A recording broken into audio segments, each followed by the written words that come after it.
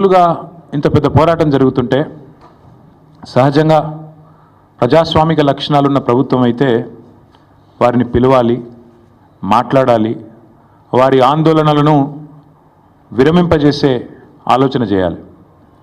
కనీసం వారితో పిలవకపోయినా కనీసం అక్కడికన్నా ప్రభుత్వ ప్రతినిధులను పంపి ఒక మంత్రి గారినో లేదా బాధ్యత గల వ్యక్తులను అధికారులను పంపి వారికి కొంత వివరించి చెప్పే ప్రయత్నం చేయాలి.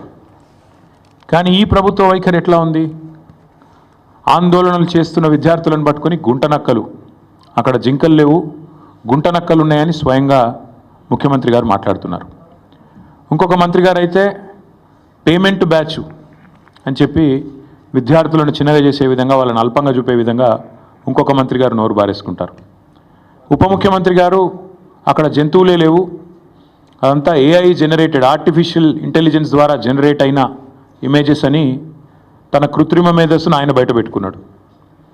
ఇది పరిస్థితి. మేము ప్రభుత్వానికి చెప్పేది ఏమంటే, ఇది దాయాదుల పోరు కాదు, ఆస్తి తగాదా అంతకంటే కాదు. భూమి నీదా నాదా అని కొట్టుకునేందుకు రేవంత్ రెడ్డి ఆ పిల్లలకు వేలు విడిచిన మేనమామనో బాబాయో తాతనో కాదు.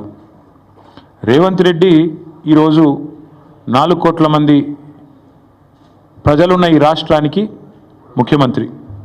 అంటే ఈ రాష్ట్రంలో 4 కోట్ల మంది కట్టే పన్నులతో జీతం తీసుకునే ఒక ప్రతినిధి.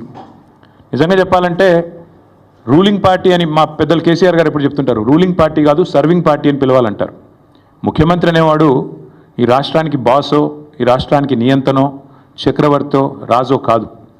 ఒక పెద్ద పాలేరులాగా, ఒక పబ్లిక్ సర్వెంట్ మాదిరిగా పనిచేయాల్సిన బాధ్యతలో ఉన్న వ్యక్తి. మంత్రి అయినా, ఎమ్మెల్యే అయినా, ఎమ్మెల్సీ అయినా మేమందరం కూడా వేరే పబ్లిక్ సర్వెంట్స్, మేమంతా ప్రజాసేవకులం. ఈ విషయం మర్చిపోయి తనకు రాజ్యాంగబద్ధమైన పదవులు ఉన్నా అన్న విషయాన్ని పూర్తిగా ఇంగితం కోల్పోయి రేవంత్ రెడ్డి గారు చేస్తున్న దురుసు మాటలు, దురుసు వ్యాఖ్యలు ఏవైతున్నాయో వారికి కొన్ని విషయాలు నేను గుర్తు చేస్తూ ఉన్నా. మనందరం కూడా public servants, we are all public servants including you. ఇదేం పటేల్ పట్వారి వ్యవస్థ కాదు, ఇది నియంతృత్వం కాదు. ఇక్కడ ఎవరు రాజులు లేరు, చక్రవర్తులు లేరు. నువ్వు ప్రజల చేత ఎన్నుకోబడ్డ ఒక ఎమ్మెల్యే మాత్రమే. ఆ ఎమ్మెల్యేలు మీ కాంగ్రెస్ పార్టీలో మెజారిటీ మంది నిన్ను ఎన్నుకుంటే నువ్వు ముఖ్యమంత్రి అయినావు తప్ప నువ్వేమి రాజువు కాదు, నియంతవు కాదు. పేరుకేమో ప్రజాపాలన, కానీ చూస్తే మరి ఈరోజు ప్రజాస్వామిక స్ఫూర్తి అనేది కనీసం అణుమాత్రం కూడా మీరు చేసే ఒక్క పనులు కూడా కనబడతలేదు. ఎంత దుర్మార్గంగా మొత్తం దేశం మొత్తం చూస్తూ ఉంది.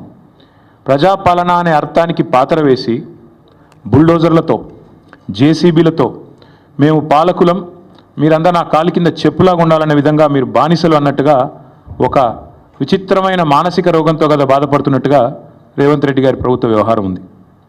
మాట్లాడితే గవర్నమెంట్ భూమి, అసలు గవర్నమెంట్ భూమి ఏంది? రోడ్లు, చెరువులు, గుట్టలు, రాళ్ళు, రప్పలు, నేను గవర్నమెంట్ కాబట్టి నేను ఇష్టం ఉన్నట్టు చేస్తా, నా భూమి. Let me remind mister Revanth Reddy, a government is a mere custodian, not the owner. People are the owners. You are just a custodian. నువ్వు ధర్మకర్తవు మాత్రమే.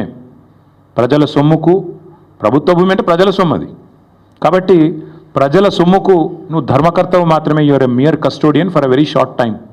నేనేదో రాజును, ఇది నాది రాజ్యం అన్నట్టుగా బిహేవ్ చేస్తే వారికి గుర్తు చేస్తా ఉన్నా, అది యూనివర్సిటీ భూమి, గవర్నమెంట్ భూమి అనే పంచాయతీ పక్కకు పెడితే నువ్వు your mere trustee and custodian, అంతే. ధర్మకర్తవు తాత్కాలికంగా ఉన్నవాడు. దాన్ని కాపాడాల్సింది పోయి ఇష్టం వచ్చినట్టు పనిచేస్తాను, ఇష్టం వచ్చినట్టు వ్యవహారం చేస్తానంటే కుదరదు. రోజుకు 18 గంటలు పనిచేస్తా అని చెప్పుకుంటాడు ముఖ్యమంత్రి గారు. కనీసం ఒక 10 నిమిషాలు మనిషిలాగా పనిచేయి. ఒక రియల్ ఎస్టేట్ బ్రోకర్ లాగా 18 గంటలు కాదు 20 గంటలు పనిచేయచ్చు. ఒక 10 నిమిషాలు 15 నిమిషాలు ఒక మనిషిలాగా, ఒక తండ్రిలాగా, ఒక తాతలాగా భవిష్యత్ తరాల మీద సోయితో పనిచేయని చెప్పి నేను ముఖ్యమంత్రికి చెప్తున్నా. నేను అడుగుతున్నా, నిన్న మా జగదీష్ రెడ్డి గారు కూడా అడిగినారు, ప్రభుత్వ భూమి అని చెప్తున్నారు పెద్దలు. ప్రభుత్వ భూమి అయితే దొంగల్లాగా ఎందుకు పోతున్నారు? అందరికీ దొంగల్లాగా ఎందుకు పోతున్నారు? ప్రభుత్వ భూమిలోకి అర్ధరాత్రి పోయి దొంగల్లాగా జేసీబీలు పెట్టి దొడ్డిదారిన పోయి పిల్లలు ఆందోళన చేస్తుంటే వారితో మాట్లాడకుండా దొడ్డిదారుని ఎందుకు ఈ ప్రయోగాలు చేస్తున్నారు? నెంబర్ 1. నెంబర్ 2, మీరే కదా కోర్టుకు చెప్పారు, మార్చి 27-28 నాడు ఒక పబ్లిక్ ఇంట్రెస్ట్ లిటిగేషన్, ఒక ఎన్జిఓ వాటా ఫౌండేషన్ అని వారు ఫైల్ చేస్తే మీరే చెప్పారు కోర్టుకి 10 రోజులు సమయం ఇవ్వండి, మా జవాబు చెప్తాము, కోర్టులో మా మా కౌంటర్ ఫైల్ చేస్తాము అన్నారు. మరి ఆ 10 రోజులు ఏం పడిపోయిందని ఇవాళ బుల్డోజర్లు పంపి అర్ధరాత్రి అపరాత్రి అని లేకుండా ఉన్న చెట్లన్నీ కూలగొట్టి అక్కడున్న పశువులను చంపేసి అక్కడున్న పక్షులను గూళ్ళు చెదిరేటట్టు చేసి ఈ 10 రోజులు దొంగల్లాగా ఎందుకు వ్యవహారం చేస్తున్నారు? ప్రభుత్వ భూమి అన్నమాట నిజమే అయితే ఎందుకు ఈ దొంగ వ్యవహారం? ఎందుకు పగటిపూట పోవట్లేదు? ఎందుకు అర్ధరాత్రి దాడి చేస్తున్నారు? కోర్టు సెలవులు చూసుకొని శనివారం, ఆదివారం, ఉగాది, రంజాన్ ఇవి చూసుకొని వందల వాహనాలు అక్కడ పంపి బుల్డోజ్ చేస్తారా? ఇదేనా ఒక ప్రజాస్వామ్యంలో ఒక నీతివంతమైన పరిపాలన అందించే వాళ్ళు, ప్రజాపాలన అని చెప్పుకునే వాళ్ళు చేయాల్సింది? దొంగదారిన పోవడమే కాకుండా పనికిమాలిన మాటలు మాట్లాడతారా? గుంట నక్కలు అని మాట్లాడతారు. ఎవరు గుంట నక్కలు? వాళ్ళ పిల్లలు చెప్తున్నారు, అవును మేము నక్కలమే కానీ నీలాగా పందికొక్కు కాదని చెప్తున్నారు. ముఖ్యమంత్రి గారికి అన్ని మాటలు పడాల్సిన అవసరం ఉందా? పిల్లలతో పిలిచి మాట్లాడొచ్చు కదా. అరే ఇంత దారుణంగా, ఇంత అన్యాయంగా హైకోర్టు ఎన్నిసార్లు తిట్టిందండి?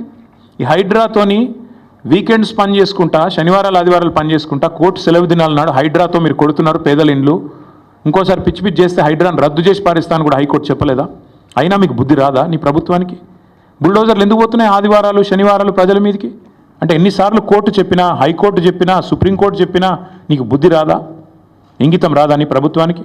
అక్కడ పులులు లేవు, జింకలు లేవు అని పంచ్ డైలాగులు చెప్పడం ఏముంది నాకు అర్థం కాదు. అక్కడ ఏముందో కనీసం ఎప్పుడన్నా పోయినావా నువ్వు? పిల్లలు చెప్తున్నారు ఈరోజు ఫుట్బాల్ ఆడడానికి వచ్చినాడు, భూముల మీద కన్నేసినాడు, ఇప్పుడు మమ్మల్ని ఫుట్బాల్ ఆడుతున్నాడు, మా భూములు గుంజుకుంటున్నాడు అని పిల్లలు చెప్తా ఉన్నారు. నేనేమంటా ఉన్నా అంటే రేవంత్ రెడ్డి గారిని, ప్రజాపాలన అంటే విద్యార్థుల జుట్టు లాగడం, ఆడపిల్లల బట్టలు చింపడం, ఒక న్యాయం కోసం వాళ్ళ పాపం వాళ్ళు ఒక ఇంచు భూమి వాళ్ళదా? ప్రైవేట్ భూమి ఏమన్నా? ప్రజల కోసం, హైదరాబాద్ భవిష్యత్తు కోసం వాళ్ళు కొట్లాడుతున్నారు. అక్కడ చదువుకునే పిల్లల్లో 70-75% మంది పిల్లలు మన రాష్ట్రం వాళ్ళు కూడా కాదు. వాళ్ళు పాపం వివిధ రాష్ట్రాల నుంచి వచ్చి 2-3 ఏళ్ళు ఇక్కడ చదువుకొని 4-5 ఏళ్ళు చదువుకొని PhD చేసేటోళ్ళు అయితే వెళ్ళిపోతారు వాళ్ళు. కానీ వాళ్ళకి హైదరాబాద్లో ఉన్న ప్రేమ మీద నీకు అరపైసా అన్నుందా? అనుమాత్రం ఉందా? వాళ్ళు హైదరాబాద్ కోసం వాళ్ళు పోరాడుతుంటే, హైదరాబాద్ భవిష్యత్ తరాల కోసం వాళ్ళు కొట్లాడుతుంటే కనీసం నువ్వు ముఖ్యమంత్రివి, 4 కోట్ల మందికి ప్రతినిధివి అన్న ఇంగితం నీకుందా? సిగ్గనిపిస్తలేదా? కనీసం డబ్బు కోసం ఇంత దిగజారాలా? ఇంత తప్పుడు పనులు చేయాలా? నిన్న జగదీష్ రెడ్డి గారు చెప్పారు, నేను మళ్ళీ చెప్తున్నా, 14,000 ఎకరాలు మేము హైదరాబాద్ ఫార్మాసిటీ కోసం సేకరించాం. ఎస్, మాకు కూడా ప్రతిఘటన ఎదురైంది, మాకు కూడా ఇబ్బందులు అయినాయి. ఒప్పించి మెప్పించి మొత్తానికి కోర్టు కూడా అన్ని సరైన వివరాలు సమర్పించి మేము ministry of environment forest clearance తెచ్చి అన్ని చేసి 14,000 ఎకరాలు హైదరాబాద్ ఫార్మాసిటీ అని చెప్పి ఒక గ్రీన్ ఫార్మాసిటీ కడతామని చెప్పి మేము సేకరించాం. ఇవాళ నువ్వు దాన్ని 4th సిటీయో 420 సిటీయో కడుతున్నావు నువ్వు. అక్కడ నేను అడుగుతున్నా, మరి అక్కడ 14,000 ఎకరాలు నీ చేతిలో ఉన్నప్పుడు, మేము వడ్డిచ్చిన విస్తరలాగా నీ చేతిలో పెట్టినప్పుడు ఈ 400 ఎకరాల మీద ఎందుకు పడ్డావు? అక్కడ 14,000 ఎకరాల్లో కట్టచ్చు కదా. నువ్వు కట్టే ఐటీ పార్కులు, నువ్వు కట్టబోయే AI సిటీ, నువ్వు కట్టబోయే ఫ్యూచర్ సిటీ కోసం 14,000 ఎకరాలు పెట్టుకొని ఇక్కడ ప్రజెంట్ సిటీని ఎందుకు ఖరాబ్ చేస్తున్నావు? ఉన్నదే అక్కడ లంగ్ స్పేస్ ఇది ఒకటి, 2,500 ఎకరాలు ఏదైతే అక్కడ HCU చుట్టూ ఉందో, పశ్చిమ హైదరాబాద్లో ఉన్న ఒకే ఒక లంగ్ స్పేస్ అది. దాన్ని ఎందుకు ఖరాబ్